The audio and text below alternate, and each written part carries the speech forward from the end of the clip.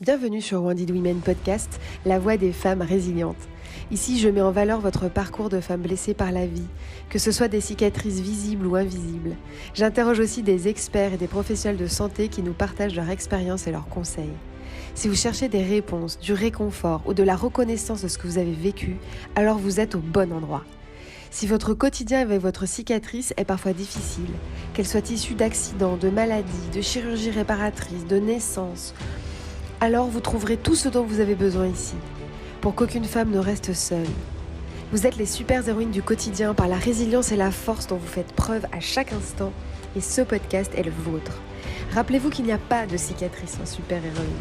Si vous voulez rencontrer d'autres femmes qui ont les mêmes cicatrices que vous, si vous cherchez à mieux vivre votre quotidien, si vous cherchez des conseils, une lingerie adaptée, alors retrouvez-nous sur Wounded Women officiel sur nos réseaux Instagram, Facebook, TikTok et notre site internet. Vous écoutez Wounded Women le podcast, la voix des femmes résilientes, votre voix. Dans cet épisode, je reçois Lucie, qui a été opérée très jeune et qui, du fait d'une laparotomie, a eu une très grande cicatrice sur le ventre dès sa plus jeune enfance.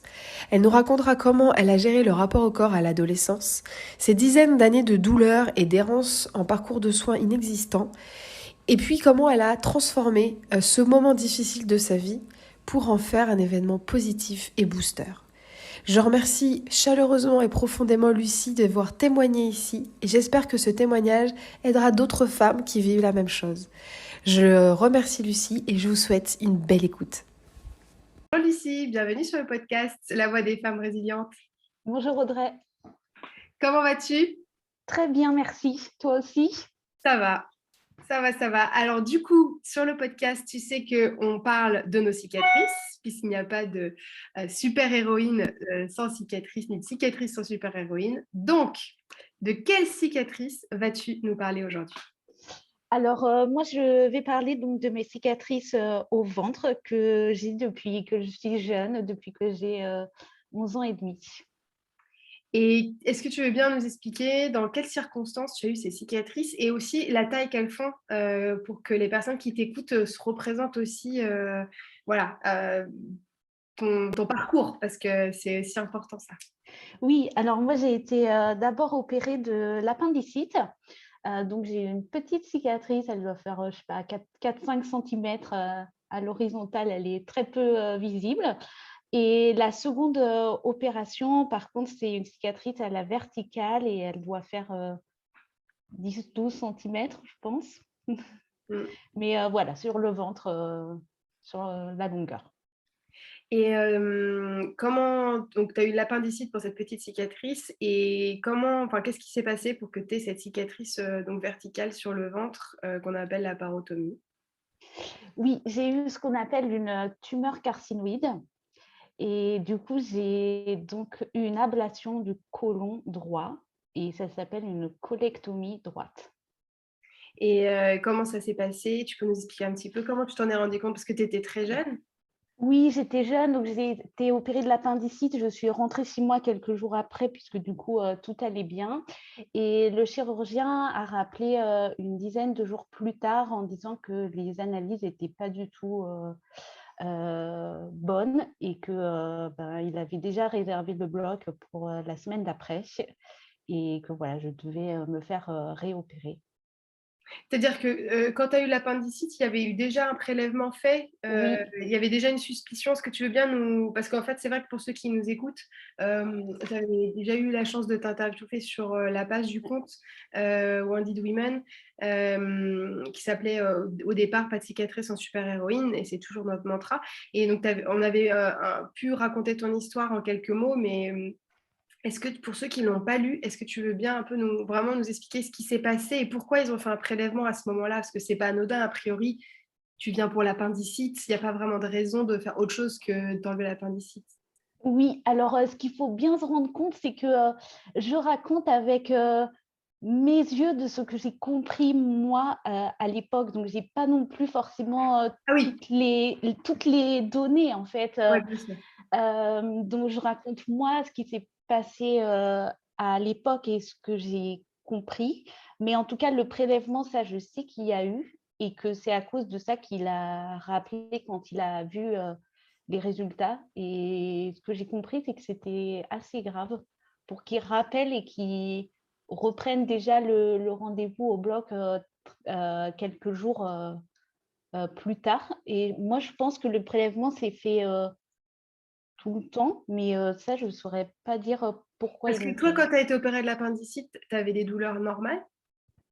Oui, j'ai eu des douleurs quelques jours avant et en fait, je devais partir au ski avec ma classe puisque j'étais en 6e et ils se sont dit: «Ah mais c'est le stress, elle a mal au ventre, mais c'est pas du tout l'appendicite» et en fait, j'ai attendu 2-3 jours avant de voir un médecin et quand le médecin m'a vue, il a dit: «Ah non, non, mais c'est l'appendicite, faut Ouais. aller voir un chirurgien». Donc voilà pourquoi j'ai terminé à l'hôpital la première Donc, en fois. fait, tu n'avais pas de signes avant-coureurs de la tumeur? Enfin, Non, dans ta vie, tu n'avais pas de douleur, tu avais pas de non, difficultés digestives? non. Ouais, d'accord. Donc, Non. en fait, c'est probable que quand il t'a ouvert, il a vu quelque chose qui l'a inquiété. Du coup, il a fait un prélèvement, j'imagine. D'accord. Mmh. Et donc, tu as été réopérée assez rapidement. Donc, tu disais quelques semaines, en fait, après Oui, ton parce que la appendicite. première opération, c'était le 19 janvier et la seconde le 5 février. Voilà, c'est ça. Mmh. Et comment ça s'est passé du coup? Est-ce que tu as été bien accompagnée? On t'a expliqué ce qui est arrivé? Parce que 12 ans quand même, tu es jeune. Alors moi, j'ai pas trop compris, et je pense que je me rendais pas compte de ce que ça allait être, surtout, après l'opération et parce que pour moi, j'avais vécu l'appendicite et on s'en remet vite, donc je me suis dit: «Bah, ça va être à peu près la même chose, une deuxième fois» et sauf qu'en fait, ça n'a pas été ça. Ouais. Déjà, bah, la préparation, la veille, c'est pas très drôle. La Ah nuit, oui. on dort pas très bien. J'ai été la première le matin qui sont venus chercher alors que, bah, l'appendicite avant, je passais au bloc en fin de matinée, enfin, j'étais Mmh. pas du tout prioritaire alors que là, c'était la première et j'étais, calée, au planning et bah, ce qui m'a réveillée de l'opération, c'est, le souffle de la couverture, chauffante. Ah oui, Parce en salle de donc réveil? voilà, donc je pense que c'est la preuve que j'ai dû y rester, un bon moment, au bloc et après, bah, en fait, je me suis réveillée et je suis pas retournée dans une chambre, normale, mais dans une chambre de soins intensifs où du coup, bah, j'étais branchée, c'est-à-dire qu'il y avait tout ce qui est, bah, pour le cœur et après j'avais une sonde urinaire et une sonde, gastrique. Ah oui, quand même. Et c'est pareil, tu te souviens un peu pourquoi est-ce que tu as été en soins intensifs? Je sais pas si c'est un protocole classique, peut-être dû à ton âge et à l'opération, mais est-ce que c'est parce que tu avais une complication ou tu sais ou pas? Non? Non, je sais pas, par contre, j'étais vraiment, très, très surveillée, c'est-à-dire qu'il y a Mmh. beaucoup de personnel pour peu Oui, en de soins intensifs, patients. ouais, bien sûr. Ouais, c'est sûr. Et toi, psychologiquement, à ce moment-là, comme tu es petite, comment tu te sens? Comment tu vis ça, toi? Bah, de toute façon, j'étais branchée sous morphine, donc Ah oui, une pompe d'accord. à morphine, donc j'ai des souvenirs, mais c'est très enfin, c'est très vague, très flou et je perds un peu la notion du temps. On vient me voir, mais je redors, enfin, voilà et bah, je me suis fait opérer un mardi et le mercredi, ma sœur est venue, me voir et à l'époque, c'était la folle époque de «C'est mon choix» et mon souvenir, c'est de voir le générique, mais c'est tout en fait. Je me souviens de la voir et que j'étais super contente parce qu'on s'était dit qu'on allait regarder «C'est mon choix» ensemble et je n'ai vu que le générique. Oui, tu as dormi, Après ouais, ouais. oui, après j'ai redormi, mais voilà. Donc j'ai un peu des bribes, comme ça. Après, bah, ce qui a été dur, moi, c'était que quelqu'un vienne te faire ta toilette. Tu vois, c'est Ouais, dur. Tu es ni tu une jeune bébé. fille, tu une toute Oui, jeune fille. donc déjà, le rapport au corps, c'est dur. Et en plus, pour moi, la toilette, c'est les gens qui ne peuvent pas le faire. Donc, c'est ou les bébés ou les personnes âgées. Mmh. Mais pas soi à cet âge-là. Enfin, c'est pas normal, quoi. Et à part le fait que ça te gênait, enfin, est-ce que le personnel était sympa avec toi? Tu Oui, essoufflée? oui, Voilà. oui, c'était très, très gentil. Enfin, voilà, et j'étais quand même, je sentais que j'étais quand même un cas un peu spécial. Je pense qu'ils en avaient pas souvent des si cas comme jeune ça. peut-être. Ouais, Ouais, ouais. Ouais, donc parce que en fait, c'est vrai que c'est des moments, je trouve, c'est par ces moments-là du parcours de soins où notre dignité, elle est un petit peu mise de côté. Et du coup, l'accompagnement du personnel, il est encore plus important parce que même si tu vois, si tu étais toute jeune, bah quand même, quoi, comme tu dis, faire une toilette quand on est si jeune, début de l'adolescence, c'est pas forcément évident. Euh, et comment ça se passe la suite? Du coup, tu disais que les suites post-op, forcément, c'était pas les mêmes que l'appendicite.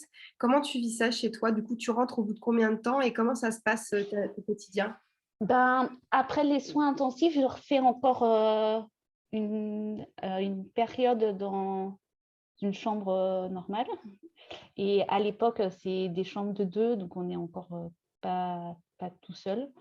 Donc, c'est dur. Et moi, ce qui me marque à ce moment-là, c'est la douleur. C'est-à-dire que les gens appellent et sont tellement contents de m'avoir qu'ils disent on va la faire rigoler. Et sauf qu'en fait, moi, les blagues, pour moi, ça me tire énormément. Et c'est très douloureux pour moi. Donc, je me souviens qu'on m'appelle et en fait, au lieu de rigoler, bah, je pleure parce que la douleur Ah, est trop, trop intense.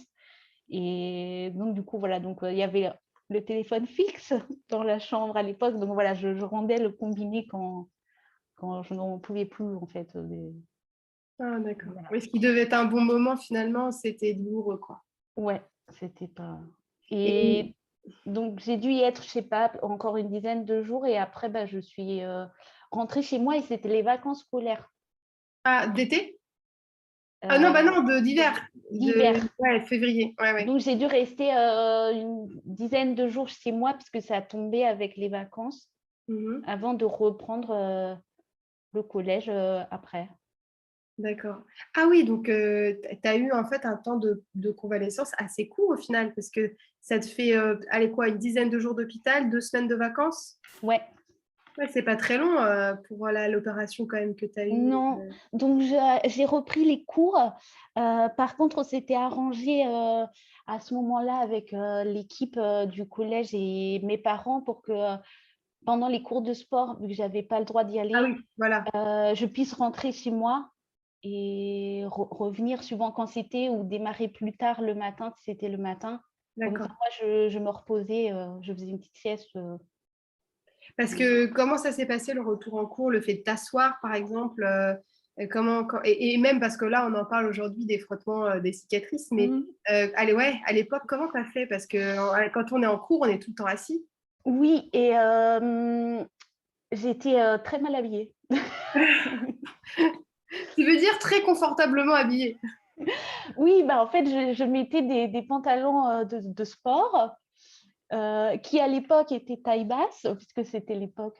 Mais au moins, j'avais le ventre Ah oui, du coup, oui, libéré.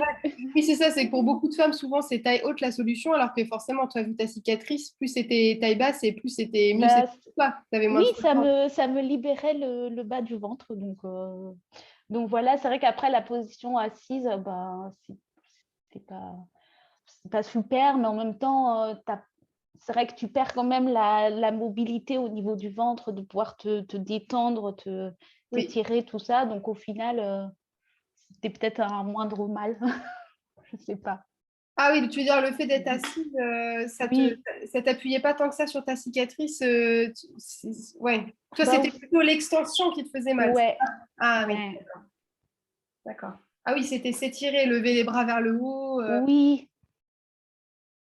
D'accord. Et comment ça se passe ensuite pour, bah, tu vois, là, tu grandis, comment ça se passe ensuite? Parce qu'on en avait parlé la première fois, tu vas avoir des grosses adhérences qui vont Oui, te faire des douleurs terribles et tu sais pas les identifier. Comment ensuite tu vis avec cette cicatrice? Et puis, d'ailleurs, tu nous as pas dit, tu as eu, j'imagine, tu as eu une confirmation qu'ils avaient tout enlevé et qu'il n'y avait pas de suite. Est-ce que tu as eu un suivi médical? oui, j'ai dû avoir, après l'opération, je pense, 2 rendez-vous avec le chirurgien.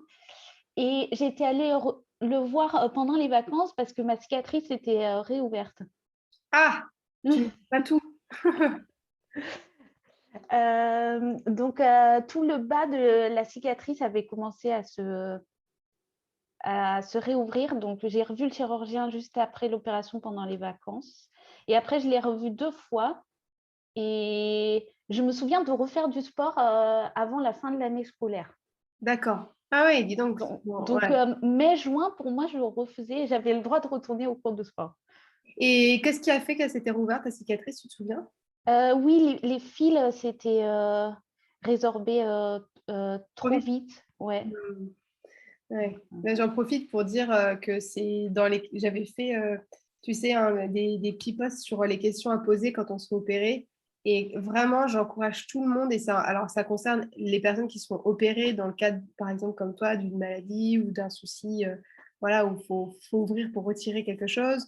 Mais ça marche aussi pour la maternité, puisque, n'est-ce pas, si on a une épisio, on va être recousu. Posez toujours la question dans vos antécédents aussi familiaux si vous avez connaissance du fait que vous résorbez très bien ou pas bien les fils résorbables. Parce que si on, comme toi, on les résorbe trop vite, bah, les cicatrices se rouvrent et c'est aussi mon cas. Et sinon, il y en a, c'est l'inverse. Ils les résorbent jamais. Et du coup, ça crée des infections. Et souvent, bah, si tu as des gens qui ont eu des cicatrices dans leur famille, tu peux avoir parfois l'information par ailleurs, par une sœur, par une maman, par même un papa. Enfin, et ça peut être utile parce que c'est bien de le savoir avant. Moi, j'imagine que tu étais toute petite, donc forcément, tu n'allais pas poser la question, mais tu l'as vécu comment, toi? En gros, tu t'es levé, tu as vu que ça commençait à. T'as dû avoir peur, non? Comment tu as vécu Bah ça? oui, parce que c'était pas très beau, quoi. Ça perdait un espèce de liquide et c'était vraiment bizarre. Mm. Et bah, moi, c'était une panique parce que je me suis dit, si je revois le chirurgien et qu'il me dit, mais c'est bon, j'ai repris rendez-vous, on repasse au bloc, moi, c'était ma hantise, quoi. Ah oui, d'accord. Bah, D'accord. moi, je me suis imaginé ça. Ouais. C'était Bah, grave. ne sachant pas ce que c'est, je me suis dit, oh là là, mais si on repart encore dans un cycle d'opération. Donc, quand on m'a dit, on va quand même aller le revoir, et je me suis dit, oh, je ne suis pas très emballée par l'idée.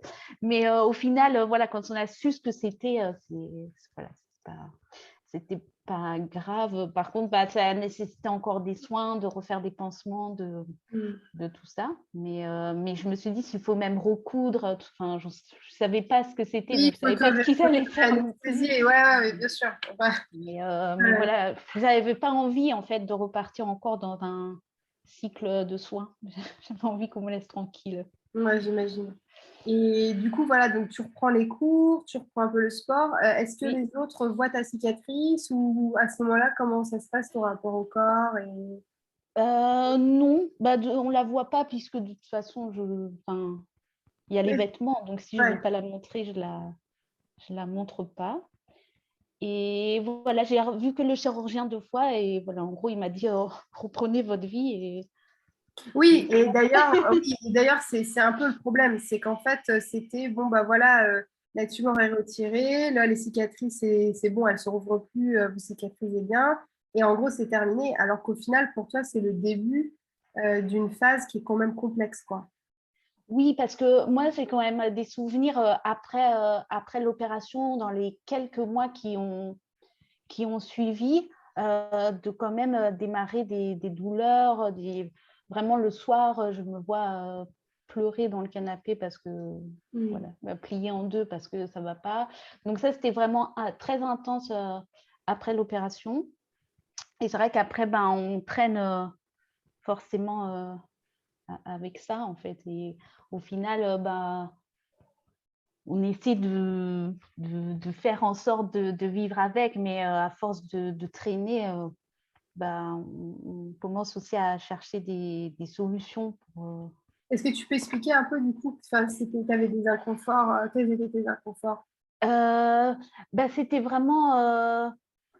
En fait, c'est une sensation où ça tire vraiment à l'intérieur du ventre, en fait. Donc, dans tous les sens. Donc, moi, j'ai été opérée à droite.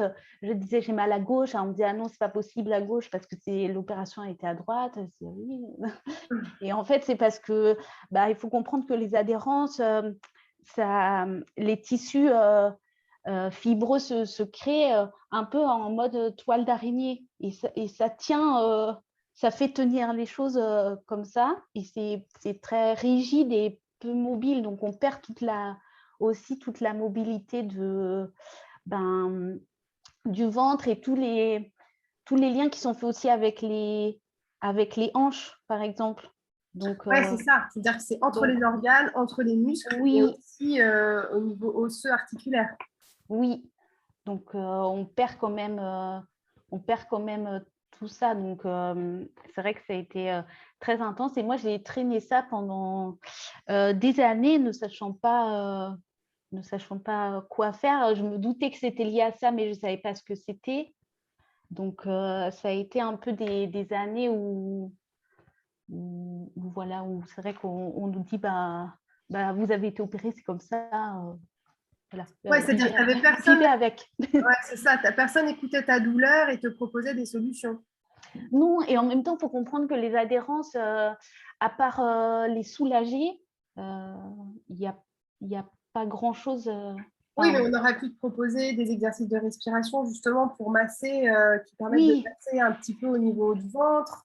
On aurait pu te proposer de voir un kiné qui t'aurait aidé à masser aussi pour casser les adhérences, assouplir ton ventre. Alors le ventre, on pourrait dire que c'est pas évident, mais si, ça peut vraiment fonctionner. Et tout ça, on ne te l'a pas proposé. Même digestif, non. est-ce que tu avais des soucis digestifs? Oui, forcément, parce qu'au bout d'un moment, le système digestif, il a quand même été bien amoché, il lui manque un morceau. Il y avait un médecin qui m'avait dit on vit bien même avec un morceau en moins. J'ai dit oui, on vit bien. Je lui avais répondu on vit bien avec tout en entier aussi. Oui, c'est ça. Et puis, tu avais envie de dire et vous alors, tu vois? Ouais. Donc, ouais, c'est un peu abusé de dire ça comme ça parce que bon, vivez-le vous-même, quoi. oui. Et j'avais rencontré une ostéo qui m'avait dit que maintenant, ça se faisait beaucoup plus de proposer des choses après, et que à l'époque aussi, ça se faisait beaucoup moins. Oui, c'est-à-dire qu'on proposait, enfin, il y avait l'acte chirurgical et il n'y avait pas de parcours de soins derrière. Parce que toi, par exemple, ce qui t'a aidé aussi, c'est la naturopathie, c'est de pouvoir équilibrer ton alimentation pour mettre un peu ton corps au repos. Oui, j'ai travaillé là-dessus, sur tout ce qui est naturopathie ça travaille sur tout le bien-être au quotidien, donc c'est plein de petites choses qu'on peut mettre en place pour améliorer le confort. Et c'est vrai que l'alimentation, forcément, ça en fait partie. Et j'ai aussi fait de l'ostéopathie pour soulager les adhérences, parce que l'ostéopathie, ça peut améliorer la qualité des tissus. Donc, ça a bien fonctionné. C'est bien de parler des tips. Donc, kiné, ostéo, naturopathe. Il y a la chiro aussi qui peut aider. C'est vraiment bien. Et la respiration, c'est vrai que les respirations type un peu abdo-hypoclassique, c'est pas tout à fait ça, mais ça ressemble. C'est vrai que ça masse vraiment bien. Et moi, par exemple, il y a des adhérences à ma césarienne, j'en avais fait. C'est vrai que ça fait beaucoup de bien. Tu as vraiment cette sensation, ça masse tes organes. Et c'est vrai que quelqu'un qui peut nous montrer comment respirer, justement, c'est quelque chose qu'on peut faire allonger. Enfin, c'est vrai que c'est dommage qu'il ne t'ait pas proposé ça parce que tu aurais pu le faire même quand tu étais petite et que tu étais allongée. Tu aurais pu déjà faire ces exercices de respiration. Et les adhérents, c'est le problème qu'une fois qu'on les a, on les garde, mais on peut les prévenir. Plus c'est fait tôt après l'opération, on réduit aussi le risque d'en avoir, même si au niveau du ventre, on en a, il y a quand même très fréquent d'en avoir, mais de faire du kiné ou de l'ostéo direct après, ça aurait sûrement arrangé les choses. Et quand j'ai vu l'ostéo pour la première fois, quand il m'a récupérée, il m'a posé la question, vous vivez comme ça? Il m'a répondu. Qui m'a demandé comme question, je fais comment ça? Il me fait mais vous vivez avec cette souffrance? Qu'il m'a dit, j'ai dit ah oui. donc il m'a récupérée vraiment dans un état de santé, voilà, où j'avais laissé courir les choses pendant des années, ne sachant pas quoi faire. Et en fin d'année, j'ai vu une autre thérapeute et elle m'a dit il faut écouter son corps murmurer pour pas qu'il n'ait besoin de hurler. Mais là, je pense que j'étais arrivée à un moment où vraiment le corps hurlait et donnait des signaux de détresse. Ouais, et c'est vrai que c'est important de dire si vous avez mal et qu'on ne vous écoute pas, changez de médecin. Parce que toi, tu as dit que tu avais mal et effectivement, on t'a dit bah, c'est normal, mais non, en fait. Que la douleur existe, on peut dire ok, bah, il y a eu chirurgie, donc douleur, mais dans ce cas-là, il faut t'aider à plus avoir mal. Oui, Tu vois, c'est ça qui est absurde, c'est de te dire bah, c'est normal d'avoir mal, mais de ne pas te proposer de solution pour te soulager, en fait. oui, et ça, le kiné ostéo-naturo, c'est pas, entre guillemets, c'est faisable en fait. C'est pas non plus, c'est pas invasif, c'est faisable à la porte de chez soi, c'est pas loin, c'est pas, enfin, c'est faisable de le mettre en place, donc c'est pas non plus difficile et ça m'a beaucoup aidé. Et du coup, oui, c'est ça, c'est que c'est presque 20 ans après que tu peux que tu as pris ça en charge, en fait. Oui, parce que j'étais arrivée vraiment à un moment où je pense que je n'en pouvais plus et j'étais à un moment de ma vie où j'avais aussi besoin d'avancer et j'ai rencontré pareil une professionnelle de santé qui m'a fait une échographie et c'est elle qui a vu en fait et elle a mis des mots dessus et quand elle m'a dit adhérence, j'ai dit mais je ne sais pas ce que c'est moi, vous parlez chinois et c'est là qu'elle m'a expliqué donc j'ai compris et déjà de pouvoir comprendre qu'il y avait ça, c'était déjà une grande avancée. Et après, elle m'avait conseillé aussi de tenter l'acupuncture. Donc, moi, je ne suis pas partante. Donc, mais je sais que ça marche très bien. Donc, voilà, il y a plein de solutions. Mais si déjà on trouve ce que c'est, ça permet aussi d'avancer. Et est-ce que ça, donc c'est vraiment c'est quasiment 20 ans d'errance avec la douleur, c'est non soulagé. Donc, c'est vrai que tu es vraiment hyper résiliente parce que vraiment au ventre, le ventre, c'est vraiment le centre du corps, quoi. Donc, Mm. tout devait te faire mal, dormir, faire du sport, t'habiller. Enfin, tout devait être hyper douloureux, plus tes douleurs digestives. Euh, et c'est là aussi où tu fais tout ce travail d'image sur la cicatrice, tout ce rapport à la photo. Est-ce que c'est aussi à ce moment-là que ça arrive? Oui, tout arrive un petit peu au même moment. Parce qu'en fait, je m'étais dit que l'été de mes 30 ans serait absolument merveilleux et serait absolument comme j'aurais décidé qu'il soit. Et donc, je suis partie à Londres au mois de février 2020 et j'ai eu 30 ans l'été. Été 2020. Et pour moi, je m'étais fait une image qu'à 30 ans, on était bien dans son corps, bien dans sa peau, qu'on avait réalisé des choses.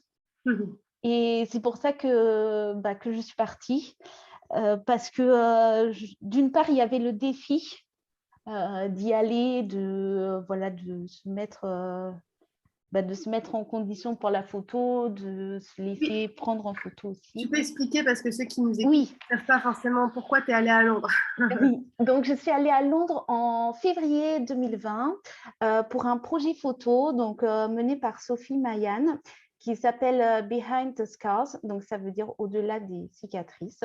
Et sa campagne, en fait, elle ne prend en photo uniquement que des gens qui ont des cicatrices et elle fait aussi rédiger un petit mot sur l'histoire de sa cicatrice par chaque participant. Et il y a un compte Instagram dédié à la campagne.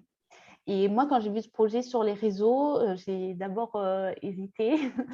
Et quand je regardais les autres participants, je me disais ah oui, mais alors lui, il a vécu telle chose, c'est terrible. Ah non, non, mais moi, à côté, avec mon opération, elle va me dire non, parce que c'est ridicule.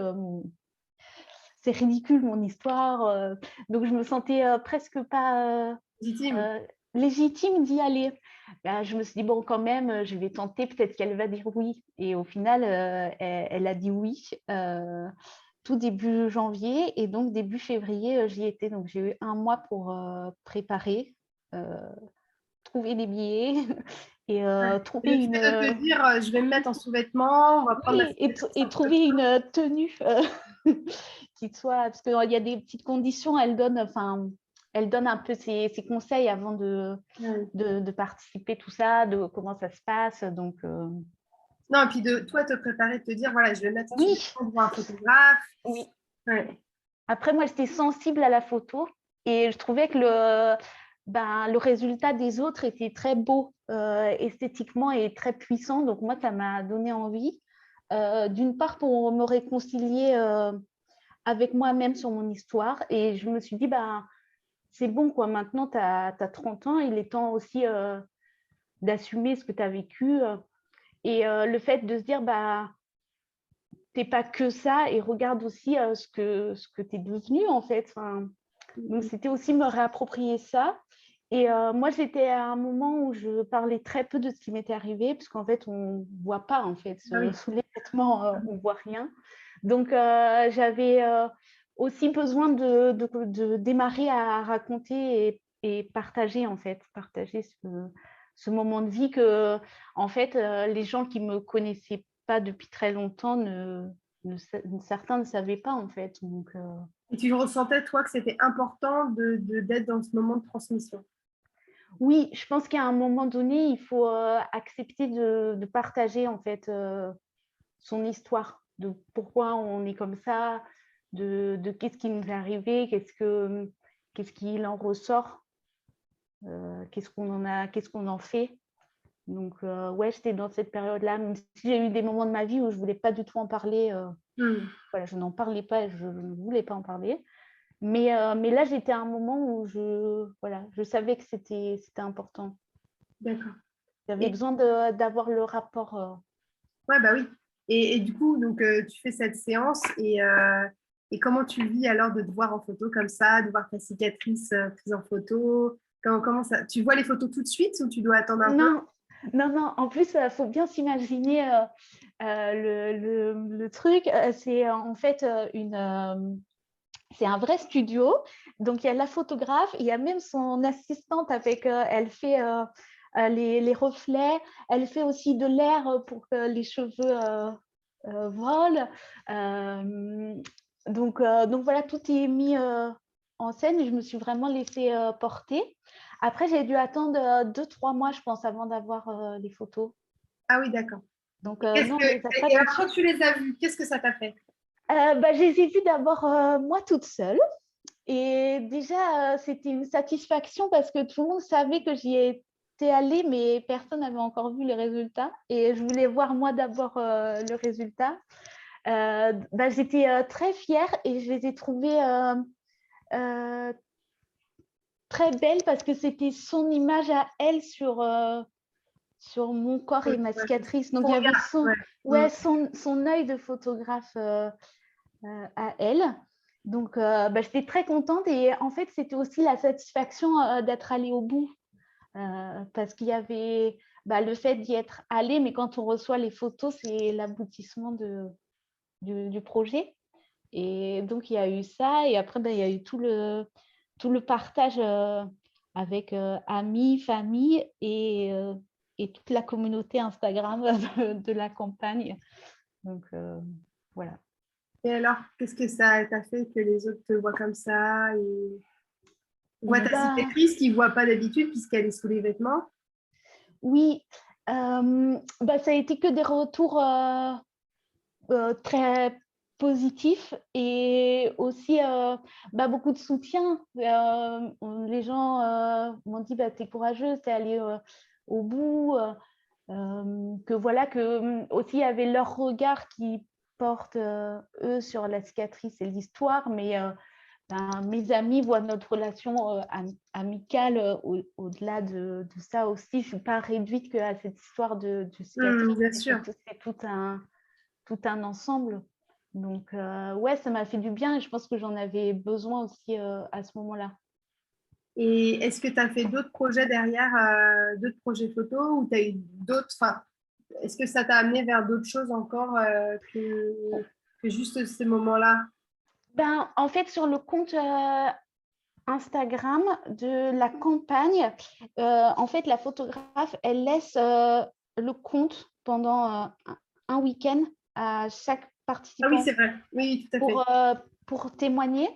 Donc, elle m'a demandé et j'ai dit oui. Donc, j'ai accepté aussi de raconter sur le compte voilà toute l'histoire, qu'est-ce qui m'était arrivé. Donc voilà, j'ai aussi accepté de partager tout ça avec la communauté de la campagne.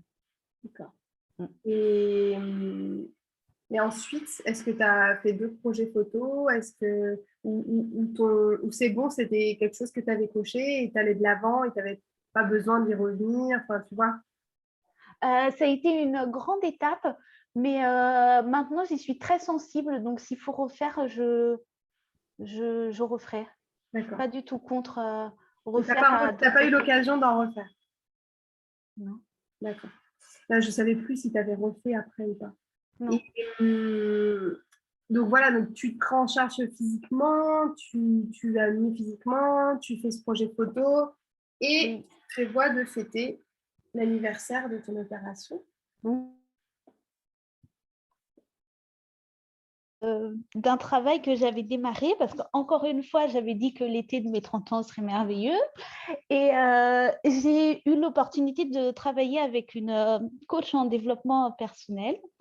Et c'est elle qui m'a lancé l'idée. Elle m'a dit, bah, c'est dans 1 an et demi, ce serait bien que tu fasses quelque chose. Je dis, ah oui, d'accord. Et elle m'a dit, mais pourquoi tu ne ferais pas une fête? Je dis, oui, bah oui, très bien.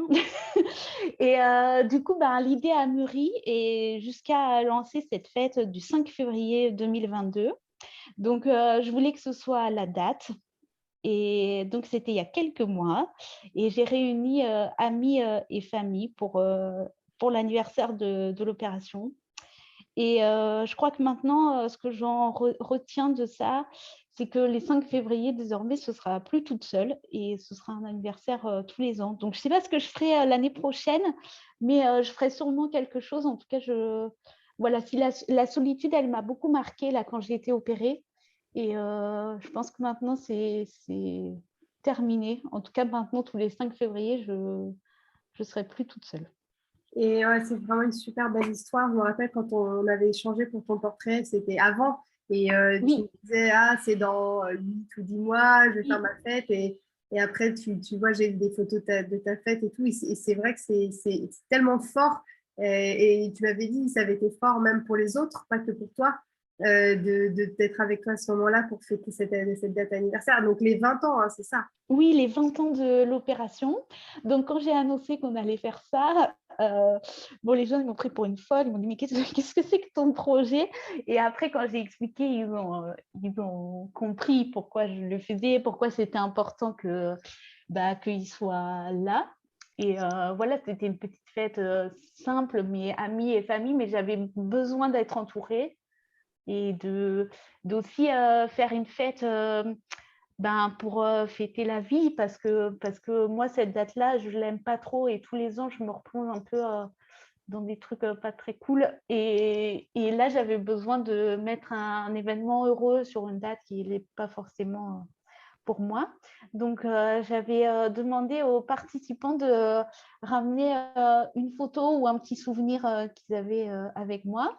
Et j'avais acheté un petit carnet pour que tout le monde mette un petit mot. Voilà, comme ça, quand j'ai un petit moment où ça va moyen, je vais me replonger dedans.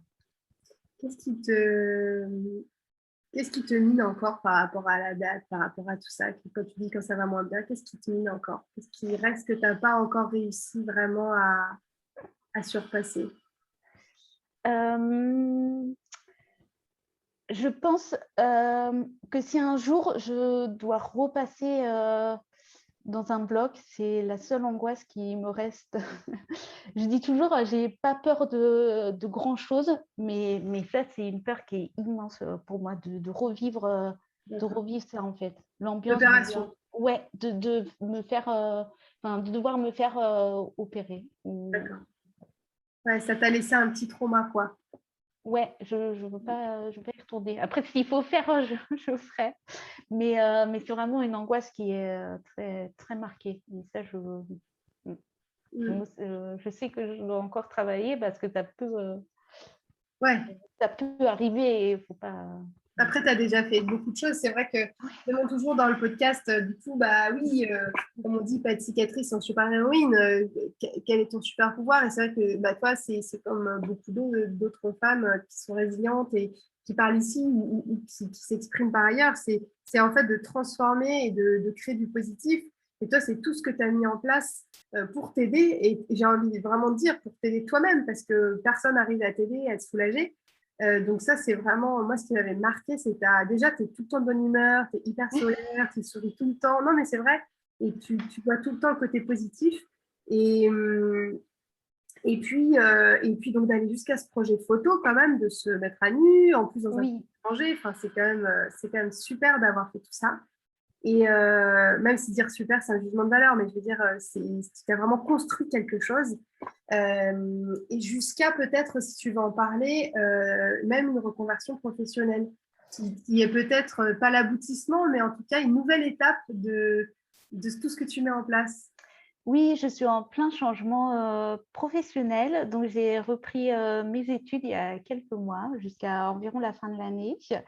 Et je me forme pour être coach professionnel parce que moi, j'ai été coachée et ça m'a beaucoup apporté. Et je pense, et j'aimerais en tout cas que cette histoire, elle serve à d'autres et que tout ce que moi, j'ai vécu, ce que j'ai mis en place, eh ben, je puisse accompagner aussi des personnes qui ont besoin et qui ne trouvent pas forcément de solution et qui ont besoin d'accompagnement à un moment de leur vie où elles ont envie ils ou elles ont envie de travailler sur elles pour avancer. D'accord, ouais, c'est vraiment magnifique. C'est vraiment la transformation de la difficulté en positif et apporter du positif pour toi et pour les autres. Oui. Donc, c'est vraiment magnifique. Et tu vois, demain, je serai posté demain matin le témoignage d'Estelle. Et tu vois, c'est pareil, elle a transformé son vécu, alors qu'elle était infirmière, donc elle prenait déjà soin des autres. Elle a transformé son vécu aussi en changeant de profession. Bah, j'ai envie de dire que c'est pareil pour moi. Euh, Oui. pour aller encore plus loin aussi. Et je trouve ça génial, tu vois, quand je l'écoute ou quand je t'écoute toi, de voir à quel point ça vous épanouit aussi d'avoir fait ce choix. Tu vois, c'est pas juste de se dire ça me convient plus, je change. C'est plutôt j'ai envie d'aller dans cette direction, ça convient à ce que je suis et à tout ce que ça peut m'apporter à moi et aux autres, et donc j'y vais. Tu vois, c'est pas un choix par dépit, c'est vraiment un choix en conscience. Oui, et je pense que là, tout va s'aligner en fait. C'est ça. Mais j'ai eu besoin de passer par tout ça, de connaître la souffrance, la face sombre, de démarrer, de me dire, bon, bah, ça y est, maintenant, il faut que je prenne soin de moi, parce que du coup, je m'étais aussi laissée à des moments complètement de côté. Donc, voilà, j'ai eu besoin d'amorcer tout ce travail. Et là, je pense que j'en suis à une étape où professionnellement, ça va aussi s'aligner avec mon histoire. Donc, ça permet aussi de voir que je n'ai pas vécu tout ça pour rien et qu'à un moment, ça va aussi me servir. Mm. C'est vraiment génial. Et est-ce que tu aurais trois conseils à donner Oui, aux femmes qui seraient dans un moment de vie enfin, voilà, qui ressemblerait à ce que tu as pu vivre? Quels sont les conseils que tu voudrais leur donner? alors moi, j'en ai noté trois. Donc, le premier, c'est de croire en ses rêves. Parce que moi, je me suis fait opérer de l'appendicite la veille de partir en classe de neige au ski avec l'école. Tu avais très envie d'y aller. Et ben voilà, oui, j'avais très envie d'y aller, de voir la montagne, d'apprendre à skier, etc. Et bah, au final, j'ai appris à skier, j'avais 27 ou 28 ans, mais j'ai fini par y aller. Donc, voilà, bien des années plus tard, mais voilà, c'était mon rêve et je l'ai réalisé. Donc, voilà, je crois qu'il faut toujours croire en ses rêves. Le deuxième que j'ai noté, c'est de demander de l'aide. Parce que des fois, ben, on a tendance à rester tout seul, on a l'impression que personne ne comprend. Et en fait, si on demande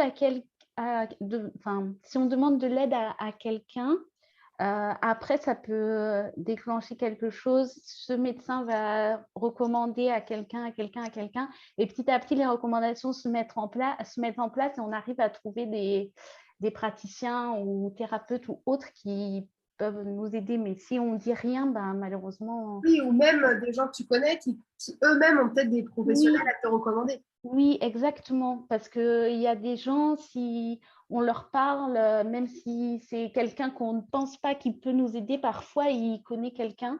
Et donc, il faut absolument accepter de demander de l'aide, sinon on n'en a pas.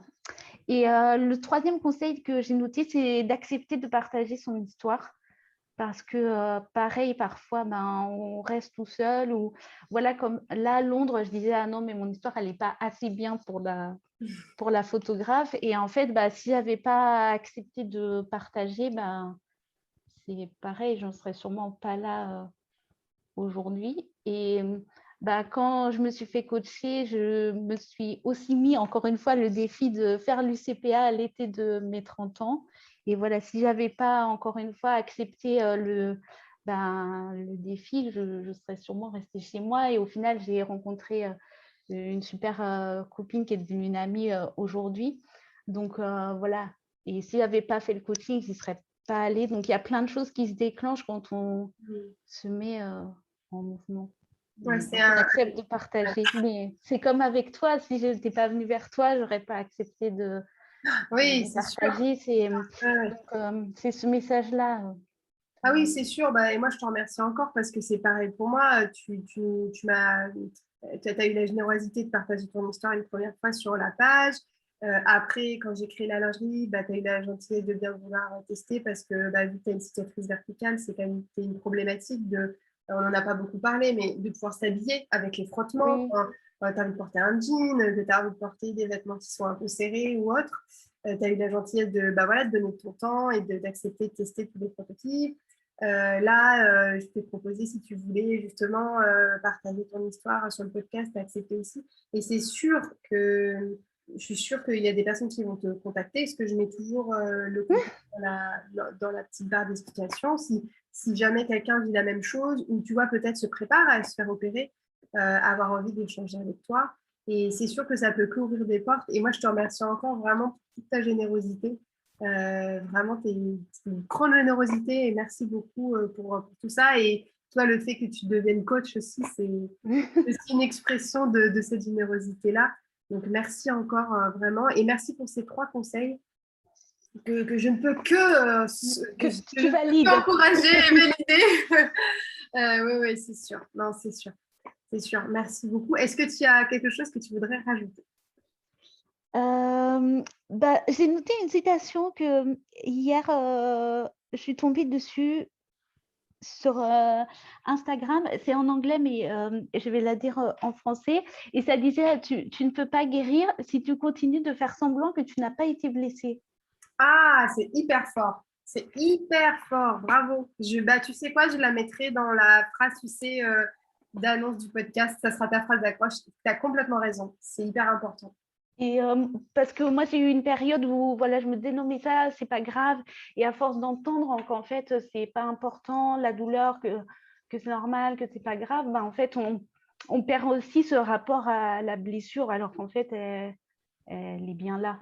Absolument, tu as complètement raison. C'est hyper important ce que tu dis. Ouais. J'espère que ceux qui nous écoutent seront allés jusqu'au bout pour entendre ça. Parce que non, mais c'est vrai parce que c'est fondamental. Et c'est quand on parle d'acceptation dans la démarche justement de guérison, quelque part, cicatrisation, y compris mentale, c'est exactement ce que tu dis. C'est exactement. Ouais. Il ne faut pas sauter cette étape. Non. Eh bien, écoute, franchement, merci Lucie. Merci à toi. Non, mais vraiment, merci pour ton temps, merci pour tes conseils, pour le partage de ton histoire. Je mettrai donc ton compte si quelqu'un veut te contacter. Avec plaisir. Et celui de Behind the Scars aussi. Oui, à l'Instagram. Puisse aller voir. Et puis, on se dit à très bientôt. Oui, bien sûr. Merci encore. Merci à toi, Audrey. À très vite. Salut. Et voilà, c'est la fin de cet épisode. J'espère qu'il vous a plu et merci de l'avoir écouté jusqu'ici. Si vous souhaitez témoigner vous-même ou suggérer le témoignage d'une femme résiliente que vous connaissez, contactez-moi sur Instagram Wounded Women officiel ou sur LinkedIn à mon profil Audrey Bouillet. Si vous aussi, vous pensez que ce sujet doit être porté haut et fort et connu de tous, alors mettez 5 étoiles et un commentaire sur votre plateforme d'écoute. Cela aidera le podcast à se faire connaître et donc aux femmes de trouver des réponses et à se sentir moins seules. N'oubliez pas que vous êtes forte et capable. Je vous dis à très bientôt pour un nouvel épisode et pour ne rien rater des astuces, conseils et témoignages à venir, abonnez-vous.